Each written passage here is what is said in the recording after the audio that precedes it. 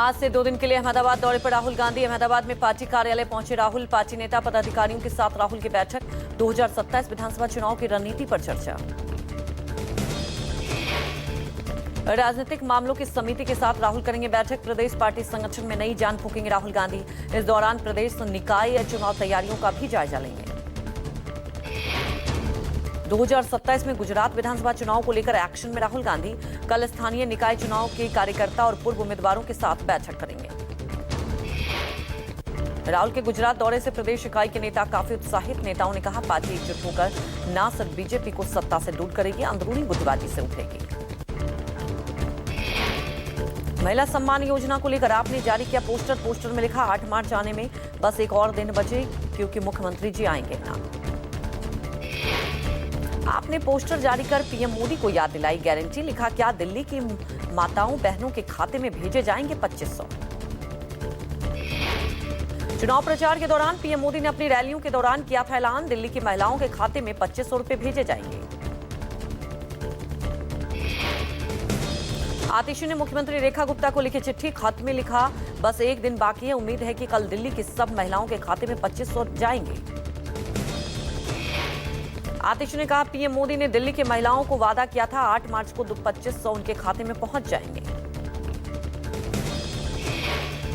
दिल्ली में महिला सम्मान योजना को लेकर अहम बैठक। राज्य कैबिनेट आज योजना को दे सकती है मंजूरी। महिलाओं को हर महीने 2500 रुपए देने का वादा किया था। महिला दिवस पर आधी आबादी को मिल सकती है सौगात। सूत्रों के मुताबिक महिला समृद्धि योजना का रजिस्ट्रेशन 8 मार्च को शुरू होगा। योजना का लाभ 3 लाख रुपए से कम आय वाले महिलाओं को मिलेगा।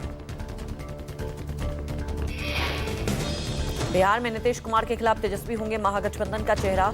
आरजेडी सूत्रों के मुताबिक महागठबंधन विधायक दल की बैठक में तेजस्वी के नाम पर लगी मुहर।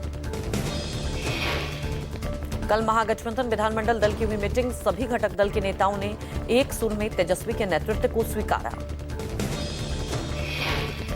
सूत्रों के मुताबिक कांग्रेस विधायक विजय शंकर दुबे और राजेश राम के तेजस्वी को महागठबंधन का नेता बताया। तेजस्वी का विधायकों को निर्देश ऐसा कोई बयान ना दे जिससे महागठबंधन में विरोधाभास पैदा हो। अबू आजमी के औरंगजेब पर दिए बयान के बाद सियासत जारी। बीजेपी विधायक रामेश्वर शर्मा ने कहा, जो औरंगजेब की तारीफ करेगा उसे कब्रिस्तान पहुंचा देंगे। की तारीफ करेगा उसे कब्रिस्तान भेज दिया जाएगा। ऐसा हिंदुस्तान बनाएंगे, ऐसा हिंदुस्तान बनाएंगे। देखो, पढ़ो, इसका मतलब ये नहीं कि तुम अपने धर्म की तारीफ करो और हम अपने धर्म पर कुछ ना बोले। हम भी बोलेंगे और हम गर्व के साथ बोलेंगे कि महाराणा प्रताप कल भी महान थे, महाराणा प्रताप आज भी महान है। रामेश्वर शर्मा ने कहा, औरंगजेब, बाबर, हुमायूं और अकबर सब लुटेरे थे, भारत को लूटने का काम किया।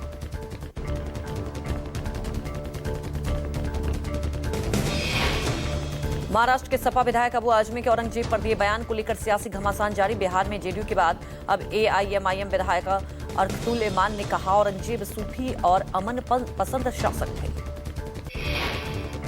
एआईएमआईएम के प्रवक्ता वारिस पठान ने अपने विधायक के उलट सपा विधायक अबू आजमी के बयान को गलत और गैर वाजिब बताया। पठान ने कहा, ऐसे बयानों से बीजेपी को ही फायदा होता है।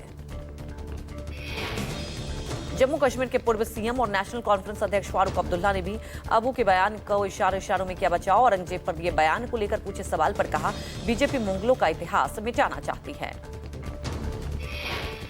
अबू आजमी को लेकर आदित्य ठाकरे का बीजेपी पर हमला। बोले, अबू आजमी बीजेपी की बी टीम का हिस्सा, अबू आजमी को सलाखों के पीछे डालना चाहिए। आज से 2 दिन के गुजरात दौरे पर प्रधानमंत्री गुजरात और दमनदीप को देंगे योजनाओं की सौगात। आज पहले दिन सिलवासा और सूरत में जनसभा। पीएमजीकेवाई योजना के 2 लाख लाभार्थियों से संवाद करेंगे पीएम। सूरत एयरपोर्ट से अचवा गेट से लिंबायत तक पीएम का करीब 3 किलोमीटर लंबा रोड शो होगा। यूपी के डिप्टी सीएम ब्रजेश पाठक ने अखिलेश पर साधा निशाना। अखिलेश यादव को तुगलक कहा। मोहम्मद बिन तुगलक से कम नहीं है अखिलेश। जिनके नाम पर वो मार्ग था, तुगलक के बारे में देश दुनिया के लोग जानते, इतिहासकार जानते हैं। उनको कहा जाता था सनकी वो राजा हैं। उन्होंने दिल्ली से दौलताबाद राजधानी का उदाहरण आज भी हम लोग देते हैं और उनको माना जाता है जब कोई व्यक्ति कोई ऐसा निर्णय लेता है जो उचित नहीं होता, कहा जाता तुगलक मत बनो। और तुगलक जैसे एक ऐसे मैं कह सकता हूँ क्रूर राजा के नाम पर जिसका कोई विजन नहीं था, जिसने देश की संस्कृति को बर्बाद करने का काम किया, जितनी शीघ्र उसका नाम उसके नाम से सड़क बदल करके कोई अच्छा नाम सुझाया है, विवेकानंद मार्ग रखा जाना चाहिए, जिन्होंने भारत की संस्कृति को दुनिया में पहुंचाने का काम। दिल्ली में सरकारी आवास का नाम बदला, तुगलक लेने का नाम बदलकर स्वामी विवेकानंद मार्ग हुआ। कई सांसद नेताओं ने अपने घर का पता बदला।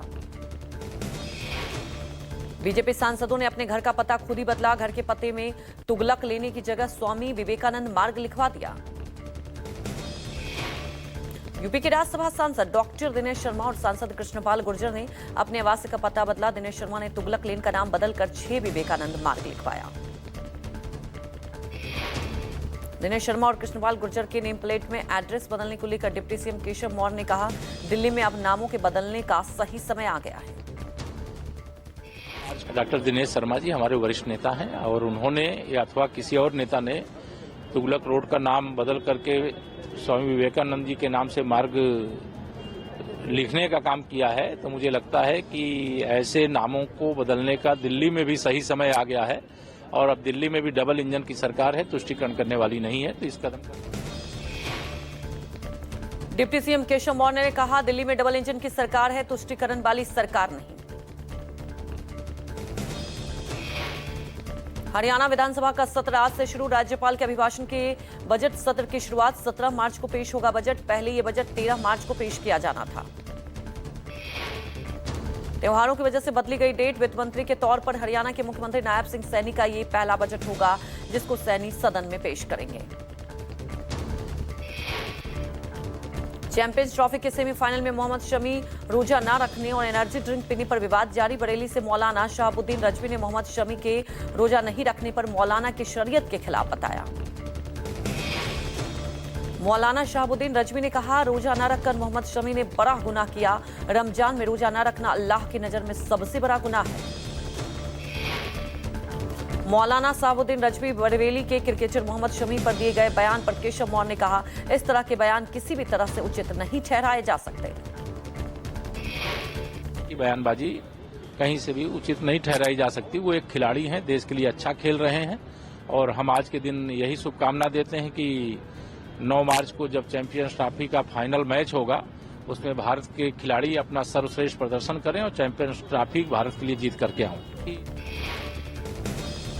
केशव मौर्य बोले, शमी एक खिलाड़ी हैं, देश के लिए अच्छा खेल रहे हैं। भारतीय खिलाड़ी अपना सर्वश्रेष्ठ प्रदर्शन करें और चैंपियंस ट्रॉफी जीते। अमेरिकी सुप्रीम कोर्ट से मुंबई हमलों को दोषी तहब्बुर राना का बड़ा झटका। अमेरिकी सुप्रीम कोर्ट से तहब्बुर राना की याचिका खारिज। भारत प्रत्यर्पण पर रोक लगाने की अपील खारिज की, यानी आतंकी तहब्बुर राना को भारत लाने का रास्ता साफ। भारत प्रत्यर्पण किए जाने से बचने के लिए अमेरिकी कोर्ट का खटकाया था दरवाजा। बिहार के गोपालगंज में धीरेन्द्र शास्त्री की हनुमंत कथा पर सियासत जारी। आरजेडी और बीजेपी आपस में भिड़े। धीरेन्द्र शास्त्री ने कहा, मेरे बिहार आने से कुछ लोगों को बहुत तकलीफ हो रही है।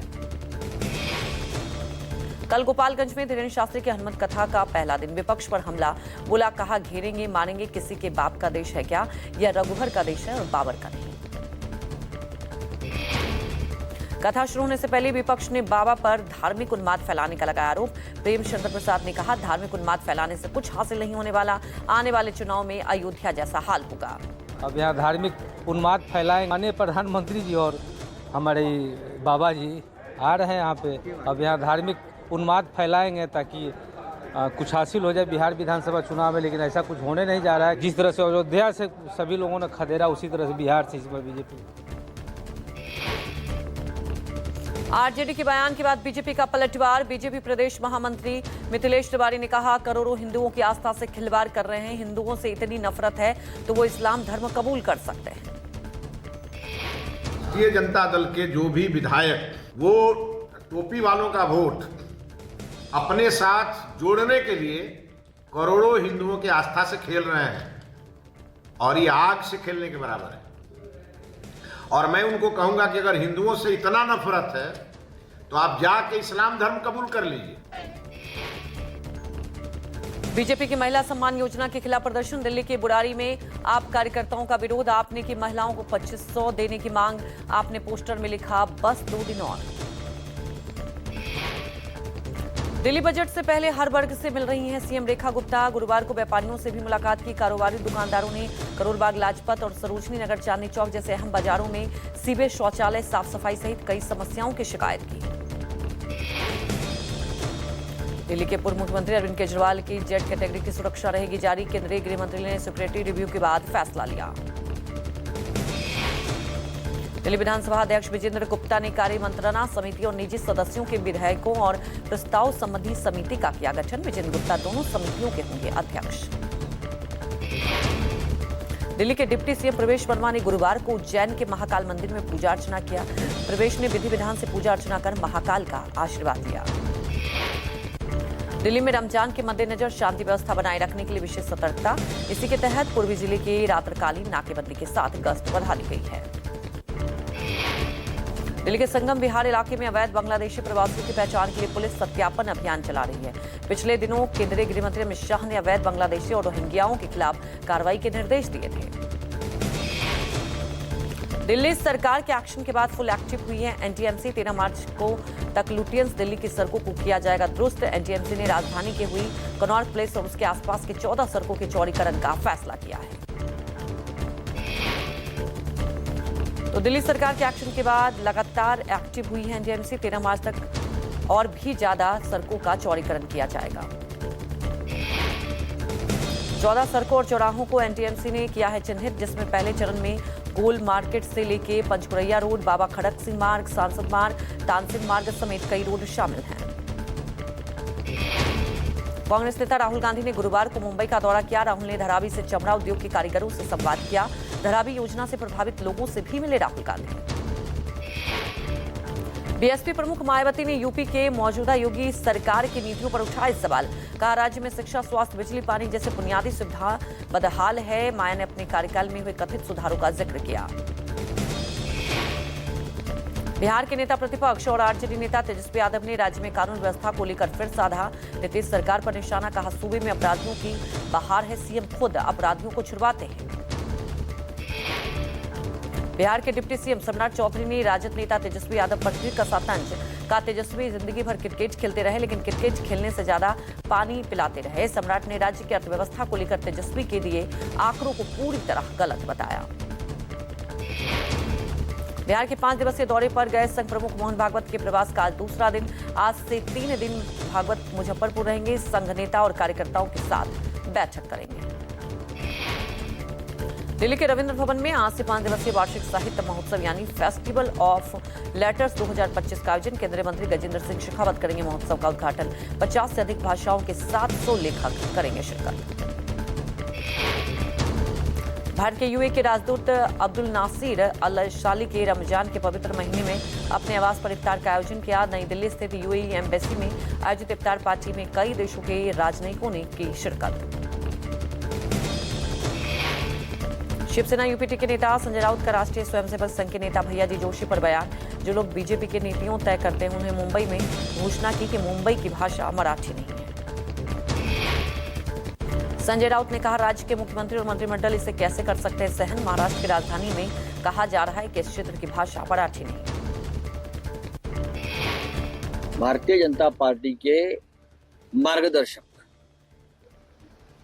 भारतीय जनता पार्टी के पॉलिसी मेकर, साथ साथ राष्ट्रीय स्वयंसेवक संघ के नेता आदरणीय भैयाजी जोशी कल मुंबई में आए, महाराष्ट्र की राजधानी में आए और यह ऐलान करते हैं कि ये महाराष्ट्र की राजधानी की भाषा मराठी नहीं है, मराठी नहीं हो सकती।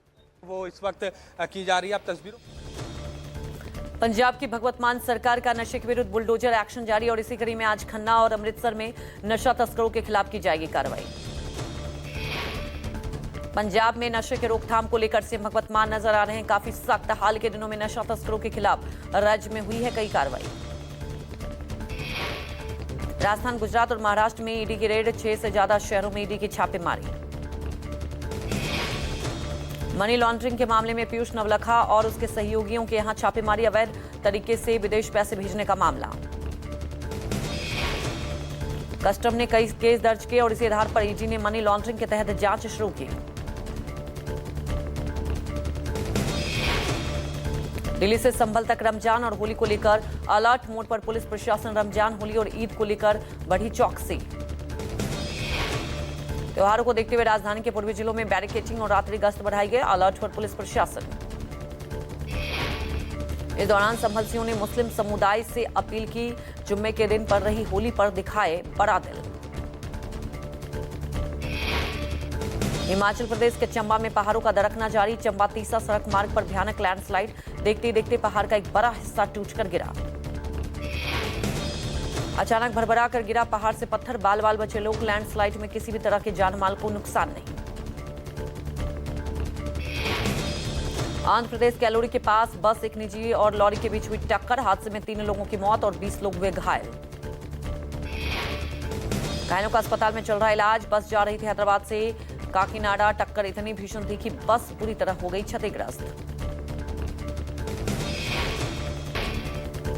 उत्तर प्रदेश बिजनौर के गांव में तेंदुए की दहशत। गांव के लोग लाठी डंडे और धारदार हथियार से लेकर निकलते ही शाम को घर से रात में वन विभाग और गांव के लोग करते रहे रखवाली। शाम 7 बजे से गांव में हो जाता है सन्नाटा। थर्मल कमरे में रखी जा रही है नजर। तेंदुए को पकड़ने की कोई जारी है कोशिश। राजस्थान के सिरे में हुआ दर्दनाक हादसा। दुर्घटना में महिला समेत 6 लोगों की मौत। मृतकों में बच्ची भी शामिल। पूर्व Olympic wrestler Sushil Kumar Tihar jail से बाहर। पहलवान सागर धनकर मर्डर केस में दिल्ली हाई कोर्ट ने 2 दिन जमानत दी है। दिल्ली से छतरसाल स्टेडियम में हुई हत्या मामले में मई 2021 में हुई थी सुशील कुमार की गिरफ्तारी। बेंगलुरु एयरपोर्ट पर डीआरआई की बड़ी कार्रवाई। कन्नड़ अभिनेत्री रान्या राव गिरफ्तार। 12.5 करोड़ के सोने की तस्करी मामले में हुई गिरफ्तारी। इस बार जुम्मे के दिन होली पड़ने से यूपी के संभल विशेष सतर्कता। संभलसियों के मुस्लिम समुदाय से अपील। कहा, साल में 52 जुम्मे आते हैं लेकिन होली एक ही दिन होती है। मुस्लिमों से बड़ा दिल दिखाने की अपील की।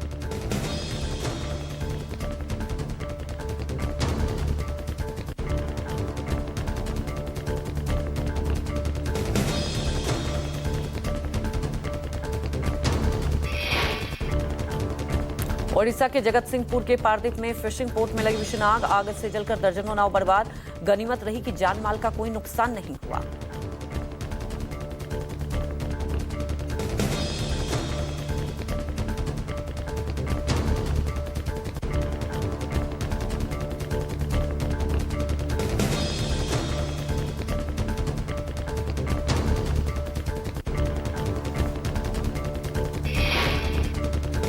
टीम इंडिया के स्टार बॉलर मोहम्मद शमी को सेमीफाइनल मैच के दौरान पानी पीने पर गुनहगार बताने वाले मौलाना की चौतरफा निंदा। शमी के कोच बदरुद्दीन सिद्दीकी ने कहा, देश के लिए खेलने से बड़ा कुछ भी नहीं। भारतीय फुटबॉल टीम के कप्तान सुनील छेत्री इंटरनेशनल सॉकर में करेंगे वापसी। पिछले साल रिटायरमेंट लेने वाले छेत्री ने दोबारा मैदान पर लौटने का किया ऐलान।